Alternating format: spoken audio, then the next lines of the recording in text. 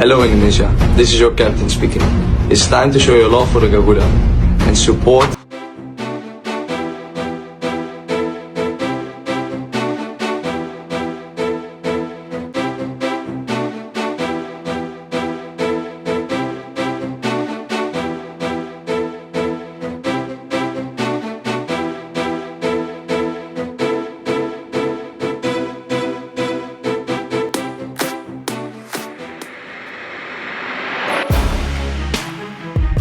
Mimpi rakyat Indonesia untuk menyaksikan tim kesayangannya beraksi di Piala Dunia 2026 sepertinya akan segera terwujud. Soalnya, dua kemenangan di depan mata sangat terbuka lebar. Pada 20 dan tanggal 25 Maret nanti, Timnas Indonesia akan kembali melakoni laga lanjutan Grup C putaran ketiga kualifikasi Piala Dunia 2026 zona Asia. Di matchday 7, JIZ dan kawan-kawan bentrok kontra Timnas Australia di Sydney. Socceroos di ujung tanduk, selain sebab pada pertemuan pertama di Jakarta tahun lalu Indonesia dan Australia terpaksa harus bermain imbang tanpa gol. Padahal saat itu, materi pemain skuad Garuda belum semewah seperti saat ini, apalagi sejumlah pemain sentral Australia justru bakalan absen karena mengalami cedera. Sebab itulah, Australia disebut akan menghadapi ujung tanduk jelang berduel melawan Indonesia yang sedang on fire. Begitupun dengan Timnas Bahrain. Walaupun Bahrain baru saja memenangkan Piala Teluk dengan sejumlah lawan kuat di Asia Barat, namun level Bahrain dinilai masih di bawah Timnas Indonesia, yang rata-rata materi pemain Timnas Indonesia didominasi pemain yang merumput di Liga Eropa. Dengan sejumlah faktor itulah, Bahrain disebut akan menjadi santapan empuk bagi pasukan Patrick Kluivert, yang akan menjadi tuan rumah di depan puluhan ribu supporter Indonesia, yang akan digelar antara di Stadion Utama Gelora Bung Karno atau bahkan di JIS. Baru-baru ini pelatih Bahrain Dragan Talajic bahkan sampai mengeluarkan pernyataan yang dinilai kontroversial. Dragan Talajic meyakinkan tim besutannya agar jangan takut menghadapi Indonesia. Ia memompa rasa kepercayaan diri itu pada tim asuhannya. Hal itu merujuk pada modal yang baik atas kemenangannya di Piala Teluk pada beberapa waktu lalu.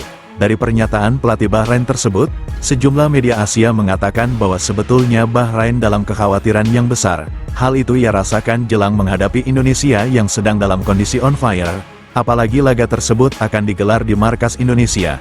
Pernyataan pelatih Bahrain itu dinilai sebagai bentuk menghibur diri mereka, agar jangan takut melawan Timnas Indonesia. Apalagi Presiden AFC Salman Ibrahim, yang juga berasal dari Bahrain, berencana akan mengirim 8 orang utusannya, khusus untuk memantau laga antara Indonesia kontra Bahrain di Jakarta. Langkah itu dinilai tidak fair, apalagi keputusan itu diambil dari pihak AFC, yang mana Presiden AFC sendiri merupakan orang Bahrain. Keputusan AFC tersebut dinilai justru mengintimidasi pihak Indonesia, seolah Presiden AFC mencari-cari kesalahan Indonesia, sedangkan supporter Bahrain beberapa waktu lalu justru membuat gaduh dengan menghina lagu kebangsaan Jepang. Tak hanya itu, sepanjang laga, supporter Bahrain juga meneror para pemain Jepang dengan menyorotkan laser ke wajah para pemain Jepang. Setelah insiden tidak sportif itu terjadi, pelatih Jepang Hajime Moriyasu melakukan protes keras pada AFC. Namun protes tersebut bahkan tidak dihiraukan sama sekali oleh AFC. Dan menariknya, jelang duel antara Indonesia kontra Bahrain, AFC justru akan mengirim 8 orang untuk mengawasi pertandingan tersebut. Nampak jelas, AFC benar-benar ingin menaungi Bahrain sepenuhnya. Langkah sepihak itu dinilai agar Indonesia tidak mampu bermain dengan nyaman walau itu di markasnya sendiri. Dengan bayang-bayang pengawasan ketat dari pihak AFC, dari berita tersebut terlihat jelas, jika Bahrain hingga saat ini masih saja mencari-cari celah, Indonesia terus diprovokasi dengan berbagai bentuk intimidasi dari pihak Bahrain. Dari kebijakan AFC tersebut, seolah agar pihak Indonesia dibuat tidak dapat bermain dengan nyaman. Bahkan bentuk intimidasi itu terjadi jauh sebelum laga terjadi, apalagi bayang-bayang nanti saat pertandingan di atas lapangan. Bahrain yang sangat dikenal dengan tim permainan drama liciknya, bahkan jurus itu selalu saja diterapkan oleh mereka. Terlebih, jika Bahrain sudah merasa buntu dan tak tahu lagi akan melakukan perlawanan dengan cara apa, maka jurus drama mereka selalu saja tersaji, dan itu mereka lakukan hampir di setiap kali pertandingan. Apalagi jika lawan yang mereka hadapi memiliki kualitas di atas mereka. Bahrain, dengan ciri khas permainan penuh dramanya untuk memancing emosi para pemain Indonesia, pendekatan cara licik itu mereka lakukan, agar konsentrasi lawan terpecah, Hal itu berakibat lawan tak dapat bermain dengan pikiran yang jernih sebab hilangnya fokus. Tentu jika itu terjadi, maka lawan akan bermain buruk, sebab mereka bertanding namun sudah dibelenggu rasa emosi. Apalagi hal itu dibumbui oleh keputusan wasit yang menguntungkan pihak Bahrain dengan permainan dramanya, situasi itu tentu akan semakin membuat para pemain Indonesia dibuat frustasi dan sulit terkontrol. Tentu hal itu sangatlah mengganggu psikologi para pemain. Bahkan bayang-bayang itu masih membekas.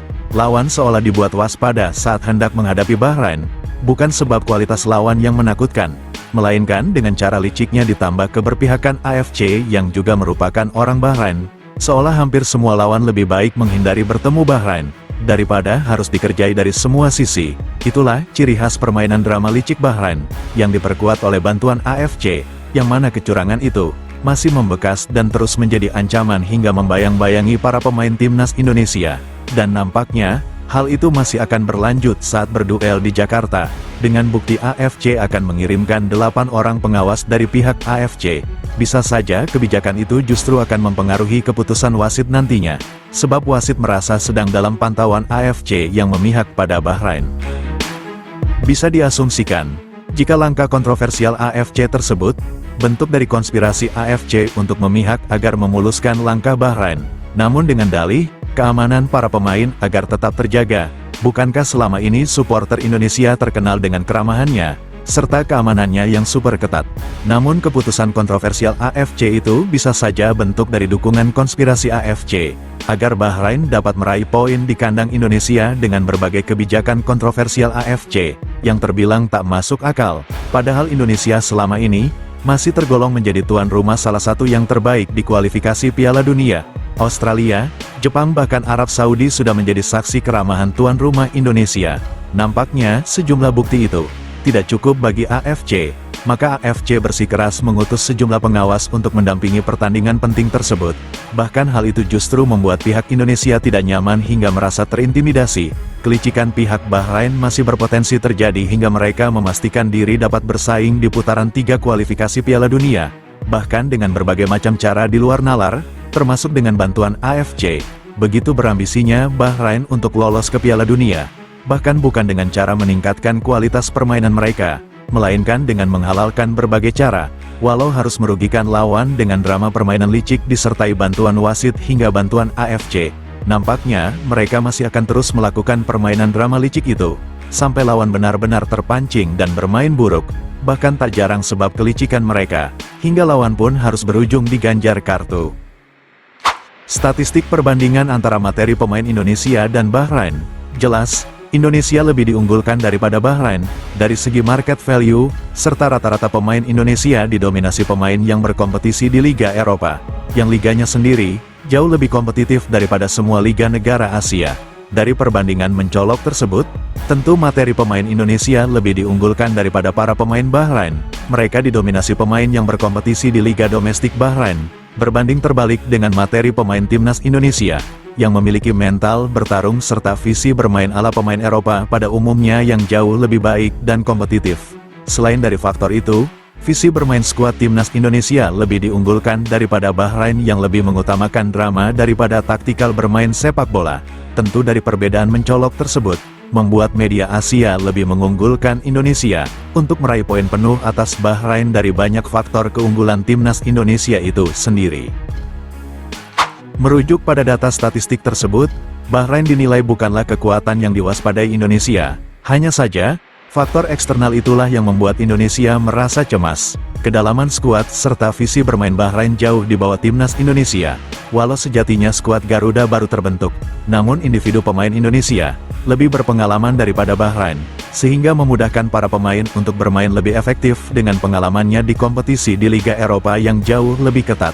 Terbukti, pada laga pertama di kandangnya, Bahrain sebenarnya sudah kalah 2-1, namun akhirnya diselamatkan wasit, sehingga laga yang digelar di Bahrain National Stadium dipaksa berakhir imbang 2-2, yang mana, gol kedua Bahrain, terjadi di menit 99 mendekati menit 100, yang mana gol penyeimbang itu terjadi jauh di luar menit yang ditentukan wasit. Tak hanya itu, sepanjang pertandingan itu juga, para pemain Indonesia selalu dirugikan dengan keputusan wasit yang tak masuk akal. Namun justru selalu menguntungkan Bahrain yang sangat terlihat mencolok bermain drama. Jika wasit itu profesional tinggi, Seharusnya wasit itu justru memberi peringatan keras bahkan kartu pada pemain yang sengaja berguling-guling tanpa sebab. Padahal momen itu kerap dilakukan saat Indonesia tengah mendapatkan peluang. Namun wasit kerap memutus momentum itu. Sebab para pemain Bahrain berguling-guling dengan berpura-pura kram. Bahkan terkadang tanpa sebab apapun. Jika wasit itu profesional tinggi, seharusnya wasit tidak boleh memutus momentum menguntungkan itu. Apalagi momentum menguntungkan itu, kerap diputus wasit dengan alasan, pemain Bahrain berguling-guling tanpa ada sebab yang mengharuskan pertandingan dihentikan. Dan itu dilakukan wasit sepanjang pertandingan. Sebab itulah, para pemain Indonesia dibuat bermain dengan penuh rasa emosi hingga merasa frustasi sebab kelicikan lawan, ditambah lagi dengan wasit yang berat sebelah. Jelang di 2 laga mendatang, PSSI terus melakukan persiapan agar timnas Indonesia dapat lebih baik dari sebelumnya. Baik terkait persiapan materi pemain itu sendiri maupun persiapan bagi tim kepelatihan. Di laga mendatang, Ole Romeni sudah dipastikan akan debut memperkuat lini depan, yang selama ini jadi masalah utama skuad Garuda. Tak hanya sampai di situ, PSSI juga tengah mengebut proses naturalisasi 3 pemain keturunan lainnya, seperti Joey Pelupesi, Dean James dan Emil Audero, yang mana 3 pemain tersebut juga berdasarkan saran dari Patrick Kluivert yang sempat tertunda mendapatkan Hairori Edewal. Di tubuh tim kepelatihan, PSSI juga merekrut Jordi Cruyff sebagai penasihat teknis timnas Indonesia, yang juga selaras dengan filosofi yang akan dibangun Patrick Kluivert bersama Alex Pastoor. Jordi Cruyff yang merupakan putra legenda sepanjang masa timnas Belanda Johan Cruyff, sekaligus pencetus total football tersebut, digadang-gadang akan memberikan kontribusi besar untuk mematangkan strategi kepelatihan Patrick Kluivert, yang akan mengedepankan permainan cerdas simpel namun lebih efisien, dengan ball possession tinggi, atau juga dikenal sebagai total football. Kehadiran Jordi Cruyff di ruang ganti ditambah sejumlah amunisi baru timnas Indonesia, diharapkan dapat membuat gebrakan besar di tubuh skuad Garuda, agar para pemain lebih percaya diri dalam mematangkan strategi total football dengan panduan para penasehat dan pelatih yang telah matang dan malang melintang di persaingan internasional. Timnas Indonesia dipastikan sudah siap menantang Australia dan semua lawan dengan berbagai persiapan disertai materi pemain yang melimpah. Pemain utama dan pemain pelapis memiliki kualitas baik, dan sudah selaras seperti apa yang diharapkan Kluivert, demi dapat menjalankan strategi pelatih nantinya. PSSI jauh-jauh hari menargetkan, Patrick Kluivert harus bisa memetik hasil positif dari Australia, dan langkah berikutnya, meraih poin penuh dari Bahrain dan China. Jika 3 kemenangan itu terwujud, maka Indonesia langsung mengantongi tiket ke Piala Dunia, tanpa harus melalui putaran keempat. Demi mewujudkan itu semua, PSSI benar-benar totalitas, merujuk dari persiapan serta potensi itu semua.